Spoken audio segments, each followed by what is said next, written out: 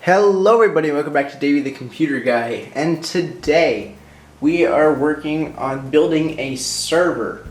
Now the reason for building this server is because in the upcoming months I am going to be working on a new YouTube project that will involve a lot of files, and I would like to be able to keep all of those files somewhere local. So today we will be constructing a server that will hold over 5 terabytes. I know it's not the biggest server in the world, but this is all from parts that I've had laying around. So I think that's pretty good. 5 terabytes with random parts, that's pretty good. So without further ado, let's begin.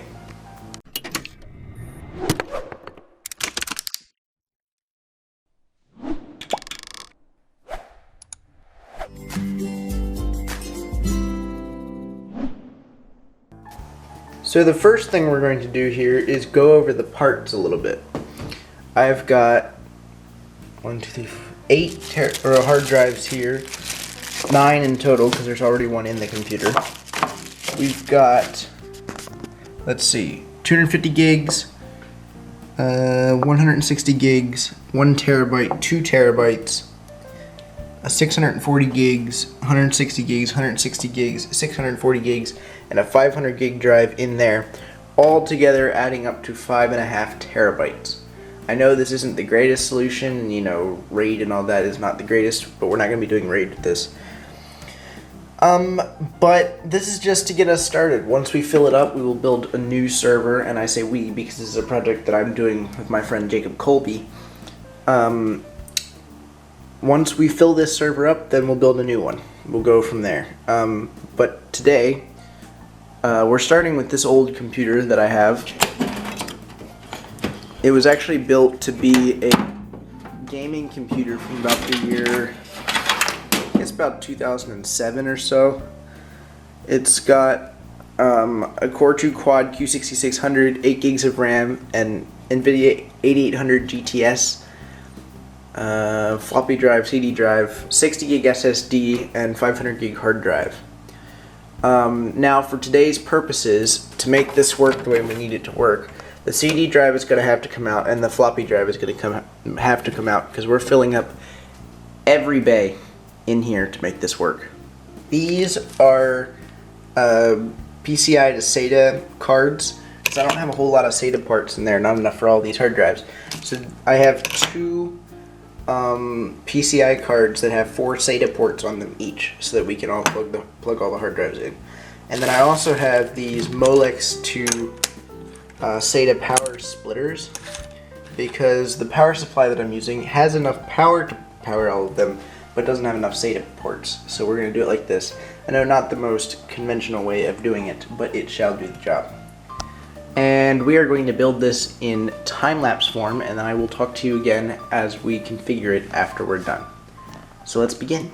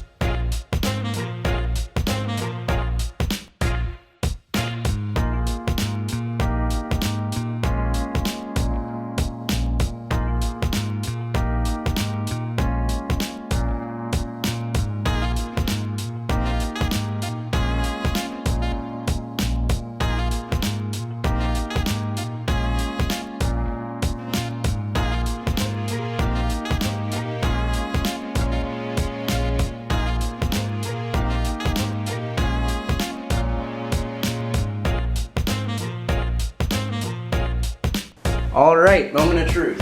First test is to plug the thing into the wall and hope nothing blows up. We have a USB CD drive plugged in here just so that we can install Windows Server, which is what we're going to be using. So, let's turn this beast on, shall we?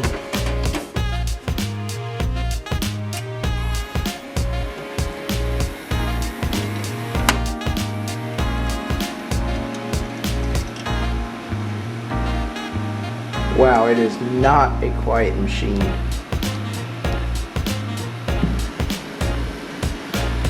It's also not as loud as I expected it to be. I expected it to be worse.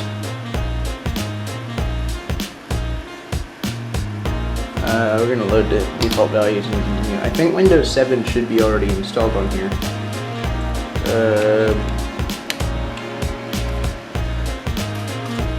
So hopefully we can at least pick them up in here before transferring it to the server OS. Now let's see how many hard drives. Oh, a whole 2. That's not helpful.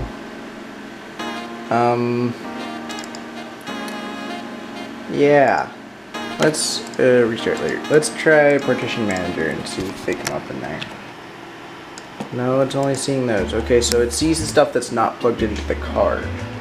Let's check Device Manager real quick. Yeah, display drive. Oh, there we are. RAID controllers. The RAID controllers are not identified. I think I have driver disks somewhere. Hang on. Alright, it is several weeks later now. Due to the fact that A, I had to go to work, and then B, I forgot about it, and then C, I went to England, and now we're back to do this project.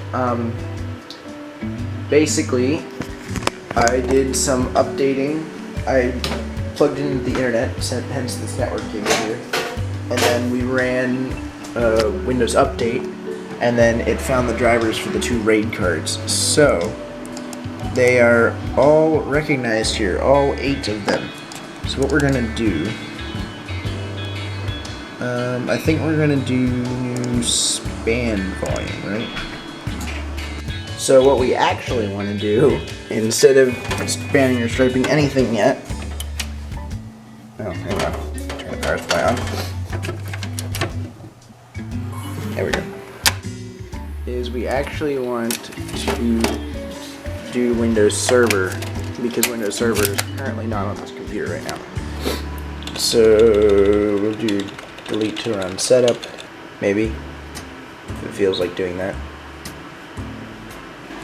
Nope, it feels like freezing. Okay. Let's try that again. Alright, here we are. No, that's not it. Boot device. First boot device is going to be the CD drive. Save changes and let us boot. Come on. Oh, I see what's going on. Okay. I actually just want to show you real quick that this is a very similar installer to Windows Vista. It's very straightforward installation, even of Server OS is, but this is Windows Server 2008. So it's basically Vista with some huge improvements from the original Vista. Because, you know, all the problems that came with the Vista, but this doesn't have them, so yeah.